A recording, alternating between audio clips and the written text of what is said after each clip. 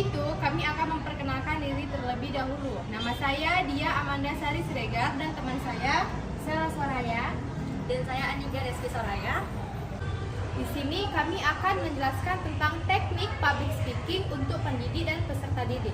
Nah, public speaking adalah seni untuk berkomunikasi yang dilakukan secara lisan untuk menyampaikan informasi, gagasan, pesan, dan pendapat yang bertujuan untuk menginformasikan atau mempengaruhi dan dilakukan di depan audiens dengan metode dan struktur tertentu. Sama halnya seperti pendidik, guru pun melakukan public speaking di depan audiens, yaitu peserta didik, untuk menyampaikan materi pembelajaran di depan kelas. Adapun teknik yang harus dimiliki pendidik ataupun guru itu ada 4 teknik. Yang pertama itu teknik voice. Nah, teknik voice sendiri itu terdiri dari 4. Yang pertama ada kepercayaan diri. Yang kedua teknik vokal, yang ketiga gestur, dan yang keempat komunikatif. Nah, yang pertama itu ada kepercayaan diri. Jadi kepercayaan diri ini muncul karena sudah menguasai materi. Yang kedua itu karena sudah terbiasa. Jadi alangkah baiknya jika kita sebagai pendidik ingin menyampaikan materi pembelajaran untuk besok, dari tadi malam sudah kita ulas materinya. Jadi kita sudah menguasai materi gitu. Nah, yang kedua ada teknik vokal. Jadi bagi pendidik wajib untuk membuat peserta didik mengerti bahasa yang disampaikan. Hal ini berkaitan dengan artikulasi agar pembelajaran jelas dan peserta didik pun paham. Kemudian itu ada speed, kecepatan. Jadi jangan terlalu cepat dalam menyampaikan materi pembelajaran agar siswa mengerti dan paham apa materi yang kita sampaikan. Yang terakhir ini ada intonasi. Nah, intonasi ini penting untuk mengalirkan suasana dan menarik perhatian peserta didik. Yang ketiga itu ada gestur, jadi body language atau bahasa tubuh kita gitu. Gunakan mata, tangan, hidung, ataupun bagian kita yang lainnya untuk bisa menekankan informasi yang ingin disampaikan, karena ini akan mempengaruhi energi yang ingin disampaikan kepada peserta didik. Jadi energi itu bisa ditransferkan kepada audiens gitu. Kalau kitanya lemas, mereka pun mungkin melihat kita akan lemas. Tapi kalau kita bergairah gitu kan, selamat pagi peserta didik, kita melambaikan tangan kita seperti ini gitu, mungkin akan menarik perhatian dan semangat bagi peserta didik itu sendiri. Nah, yang terakhir dari teknik voice itu ada komunikatif. Jadi komunikatif ini agar komunikasinya itu dua arah. Jadi pendidik itu nggak terus ceramah gitu. Kita ajak peserta didiknya untuk kita tanyakan kira-kira materi hari ini tuh apa. Jadi peserta didik itu bisa jawab gitu kan. Jangan hanya guru saja yang berbicara gitu. Sebisa mungkin kita ajak mereka berbicara ataupun bertanya, di tengah-tengah kita menyampaikan materi. Oke, selanjutnya yang kedua itu ada teknik verbal. Salah satu kunci sukses dalam teknik verbal sendiri adalah bagaimana caranya si pembicara itu menjahit kalimat dengan audiens. Maksud dari menjahit itu apa sih gitu kan? Jadi maksud dari menjahit itu bagaimana caranya si pembicara menggunakan kesempatan dalam berbicara dalam pemilihan kata dan penyesuaian kalimat yang sesuai dengan tingkat level berpikir atau pendidikan audiens. Tahukah kamu dalam dalam 1 menit manusia itu bisa mengucapkan 150 sampai 300 kata. Jadi dalam 1 hari manusia itu bisa mengucapkan 45 sampai 300.000 kalimat. Oke, lalu selanjutnya ada teknik lain yang harus dikuasai oleh seorang guru yang itu tuh berkaitan erat dengan teknik verbal. Yang pertama itu ada artikulasi. Jadi artikulasi sendiri itu bagaimana cara guru dalam memilih kata, kalimat, dan huruf. Lalu yang kedua itu ada intonasi. Bagaimana nada bicara guru terhadap siswa dalam mengajar. Tinggi dan rendahnya suara guru tersebut. Lalu yang ketiga itu ada aksen. Bagaimana gaya bicara guru di depan anak muridnya. Lalu yang keempat itu ada ekspresi. Bagaimana ekspresi atau kemampuan guru dalam berbicara kepada anak muridnya. Oke, yang terakhir itu ada improvisasi. Jadi bagaimana caranya guru penghayatan dalam berbicara kepada anak murid. Yang ketiga itu ada teknik visual. Nah, dalam teknik visual ini dia mengacu pada apa yang tampak oleh audiens pada diri seorang pembicara. Nah, yang pertama itu seperti penampilan, pakaian yang sedang kita pakai. Nah, disarankan usahakan untuk jenis baju yang kita pakai dalam mengajar itu yang memiliki kesan formal. Jangan baju pesta gitu kita pakai untuk mengajar. Kemudian kita matchkanlah dengan jilbab, baju dan rok.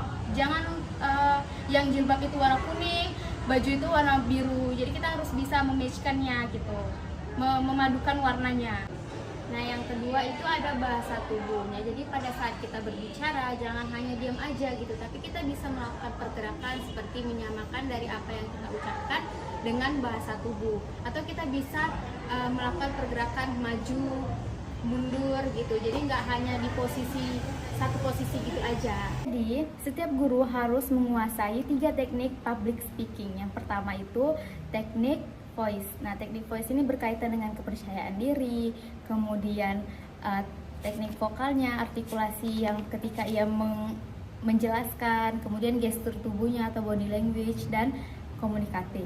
Yang kedua ada teknik visual. Nah, teknik visual ini berkaitan dengan penampilan yang baju yang dia pakai gitu. Jadi setiap guru tuh harus bisa mematchkan pakaiannya dari segi warnanya gitu. Yang terakhir ada teknik verbal. Nah, teknik verbal itu kejelasan artikulasi dalam menyampaikan materi. Saya ingin bertanya, kenapa seorang guru itu harus menguasai sebuah public speaking? Karena kan yang mereka hadapi itu kan cuma anak murid yang terkesan muda gitu, apalagi anak sekolah dasar. Oke.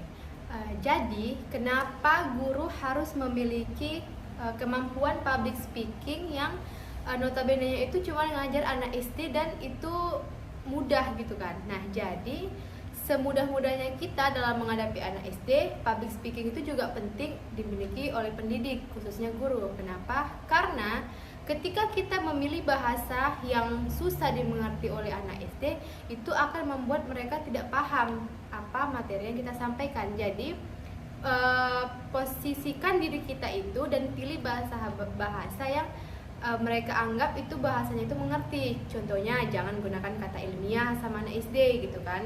Cari kata-kata yang itu mereka mengerti. Contohnya kata-kata yang sering digunakan dalam kehidupan sehari-hari gitu.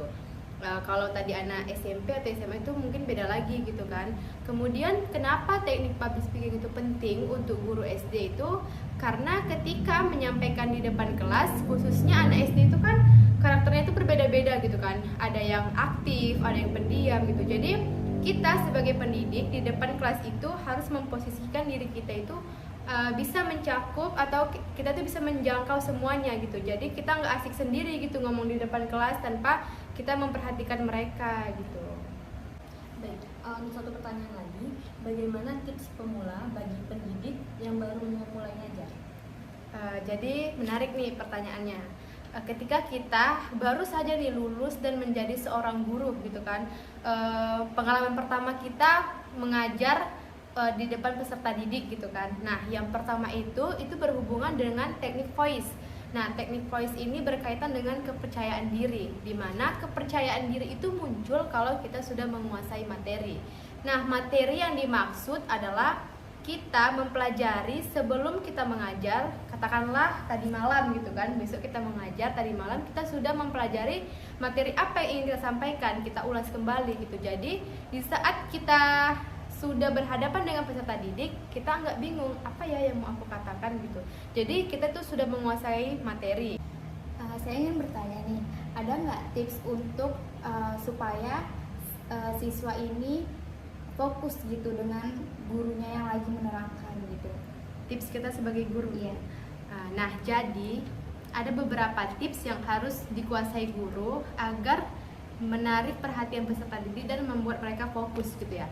Nah, yang pertama itu pembelajaran itu jangan monoton gitu. Nah, monoton dalam arti hanya gurunya saja yang berbicara, pasif gitu, satu arah, ataupun pembelajarannya itu cenderung memakai metode ceramah gitu. Nah, jadi kan mereka yang di belakang itu akan bosan gitu kan, katakanlah mengantuk gitu, karena hanya kita saja yang berbicara. Jadi tipsnya itu sebisa mungkin kita ajak mereka semua itu ikut dalam apa yang kita sampaikan gitu. Contohnya kita bertanya di sela-sela kita menjelaskan, ataupun kita buat ice breaking yang semenarik mungkin, yang itu mengasah kemampuan mereka berpikir dan mengembalikan fokus ataupun semangat mereka gitu. Baiklah, pertanyaan terakhir nih mengenai intonasi. Nah, bagaimana intonasi yang layak gitu untuk diterapkan di usia anak-anak SD?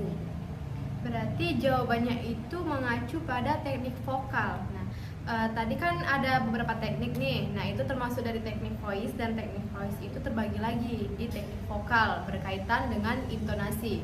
Jadi ketika kita mengajar untuk anak usia SD, kita nggak bisa itu pakai body language ataupun suasana yang sepi gitu kan, harus ceria gitu. Dan pembawaan kita itu nggak boleh lesu, nggak boleh lemas kayak Assalamualaikum warahmatullahi wabarakatuh. Dan itu akan membuat anak-anak ikut lemas gitu memperhatikan kita.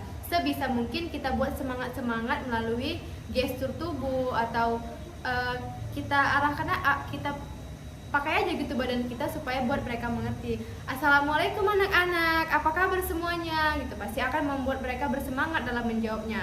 Dan ketika kita menggunakan gerakan-gerakan yang semangat, sampai di akhir mereka juga tidak akan bosan, tidak akan ngantuk gitu, karena kita bisa memposisikan intonasi kita.